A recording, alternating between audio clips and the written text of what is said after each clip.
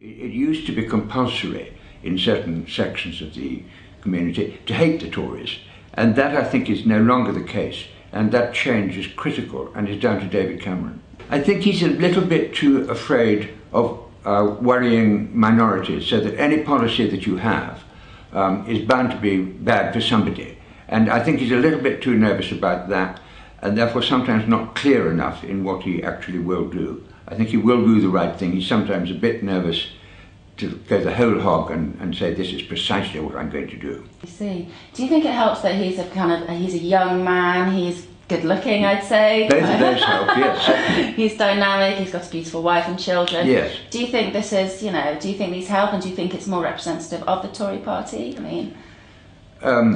I think it's the kind of image the Tory party needs, and it's certainly true of David, so yes, it does help. There's something else that you touched upon in your Sunday Telegraph article as well, is that sometimes people suggest that there's too many Etonians, old Etonians, surrounding David Cameron. Do you think that's true?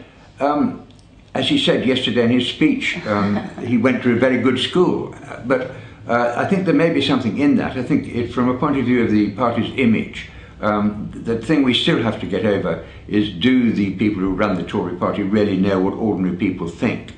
And while I think they do, having too many Etonians, I'm one by the way, may give the wrong impression. So there's something in that, I think. But on the other hand, he's got to choose whoever he thinks is the right person for the job.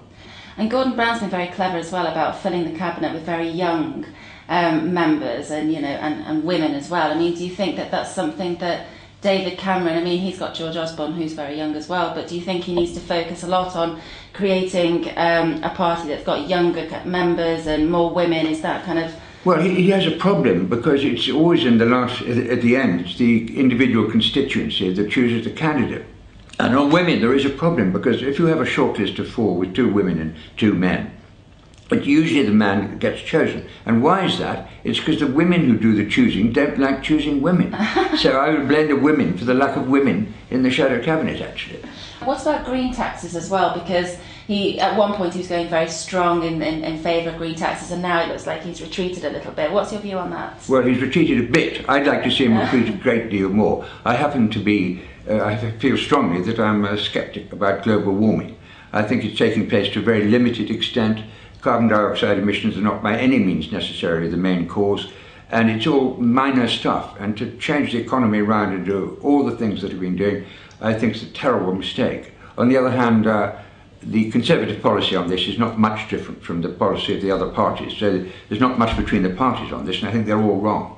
I see. And I think that not only are they wrong for this country and the world, I think they're wrong in what they think the effect on the voters is. I don't think the voters are going to go for green taxes at all. If we just move on now to what's actually quite important to you now in terms of what you've campaigned for.